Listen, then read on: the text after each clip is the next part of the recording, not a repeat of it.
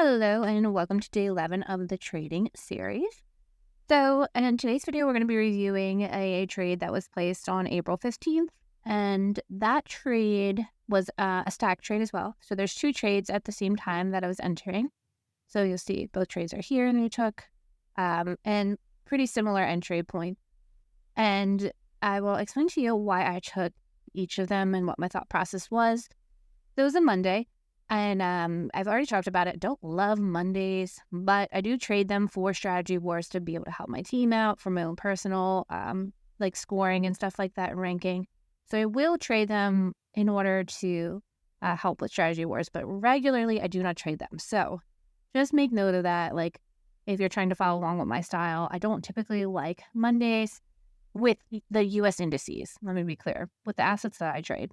But on this Monday, I happened to do it actually pretty well, which is actually kind of good. But I did really well because I used higher time frames. So that is a little tip I will give you. If you are somebody who is struggling with Mondays, a big thing that I notice on Mondays is that I either need to use the higher time frames for my bias and my levels, and I need to just stick with that, or I look at the much smaller time frame, like a 1 minute time frame, and I do not get greedy. I get in, I get out, and I'm done for the day. So it's kind of like either you have to go higher time frame, I feel like on Mondays for me personally, like I have to go higher on time frames, or I need to go much lower and just like be happy with the profits that I would get and not like try to do my usual like 1.5 and trail or hold longer type of thing. So that's just like a tidbit if you're following along with my style and like my type of assets that I'm trading, or like you're struggling on a Monday. Try to look around and figure out like maybe what is going on like for your trading that could help you. For me personally, I do notice using a much higher time frames, those levels will hold stronger on a Monday because there's a lot of volatility with Mondays when the market opens for the first time for the week. So I notice what you'll see a lot is what actually happened here. So I have my shaded box here. This is my 1 hour and 15 hour levels that are marked. This purple line is just kind of highlighting those levels a little bit better for you to show you where the break and stuff was. But that was the support of my 1 hour and 15 minute level. So I had zone. So I had this purple line. So follow me over here. This is like, just know this is the history of price action that I was looking at the current time when I was entering my trade. So where the purple line is where I was looking for my entries and I had placed them. Now, keep in mind that the times here that we're looking at, where a market is kind of just like consolidated, like not doing much, had a little bit of push up during London, but more so than anything during opening, which is kind of in this area where you're seeing it.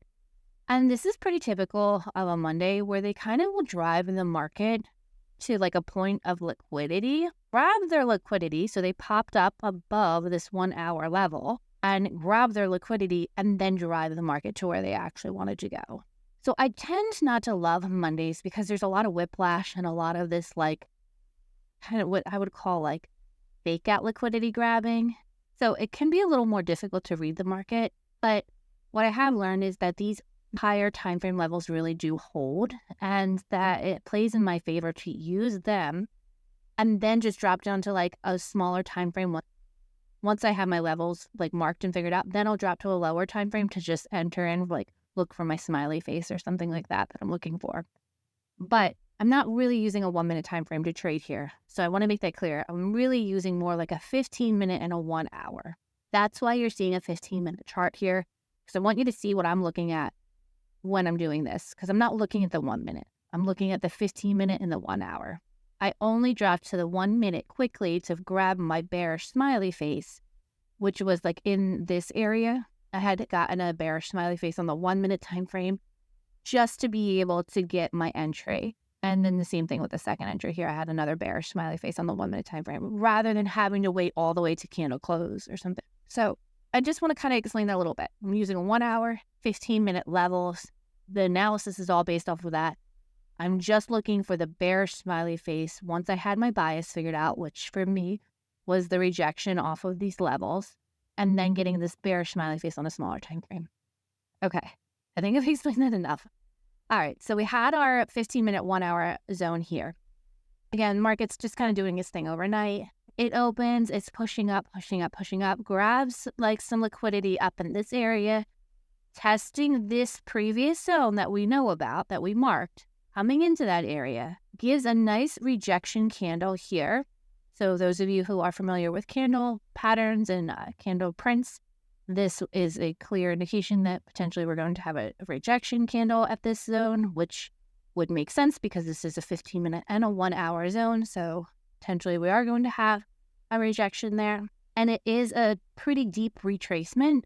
This move is a pretty deep retracement of the stronger overall bearish move. So keeping in mind too that you'd probably likely a retracement retraces up to the 1-hour level, grabs what it needs, back down into the bearish overall pattern that it was trading with.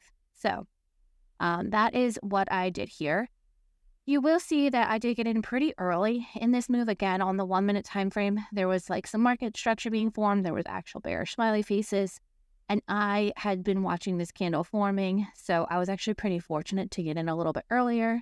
And I did know that we were pretty close to hitting that level, like kind of like the top area of this level. So I was okay to enter in here, knowing that my stop loss would protect me just slightly above where the top of this zone was. So even though I'm entering in kind of middle of this zone, I still needed to protect myself completely up here just in case this retracement and like liquidity grab wanted to come a little deeper into this zone. So this first initial trade, I did keep my stop loss at the top of where this resistance was.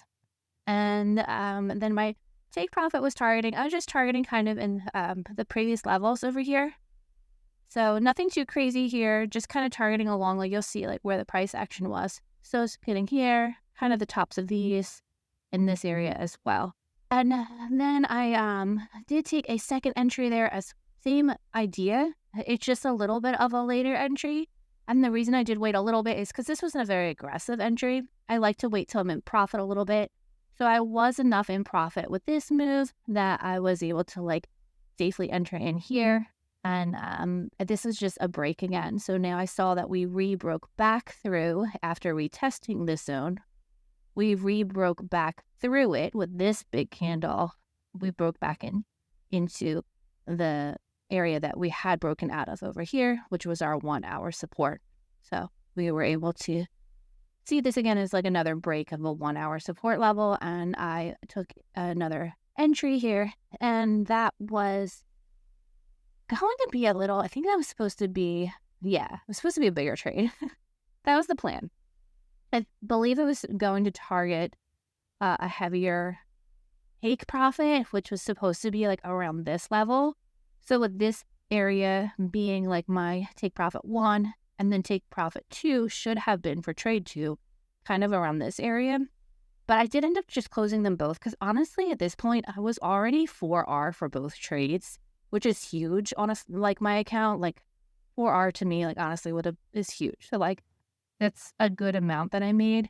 And anyway, so I wasn't securing or holding down to this point. I don't know if I would have gotten that or not, but either way, my point in here is like if you have something like you're making 4R on your trades and you need to go do stuff and you don't want to risk like holding or potentially just like trailing, by all means, like take your money. I will say the other thing that made me like, I don't know if I want to trail is that this was such a strong, quick, bearish movement that likely a retracement of some sort was coming, or I gotten stopped out with like a break even if I moved my trade too soon. And I didn't necessarily want to do that. I kind of just wanted to take my profits and go for the day because like, I mean, come on, $4,000 for the day is pretty nice. And again, this is a very quick trade. Like I did not have to trade very long this day.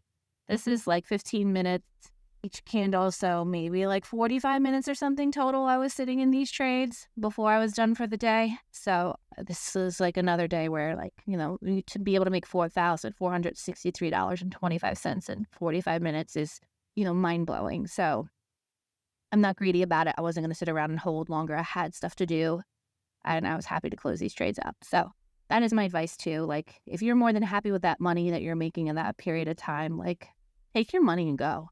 Don't ever feel bad about like closing out your trades earlier if you need to, like, if life doesn't really, like, fit your agenda to sit around and, like, watch these trades, like, just take your money.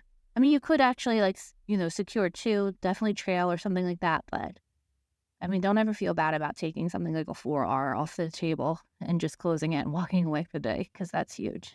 All right, you guys, that is it for this. That's my little rant there. That is all we're going to see for this day, and I will see you guys back for the next trade.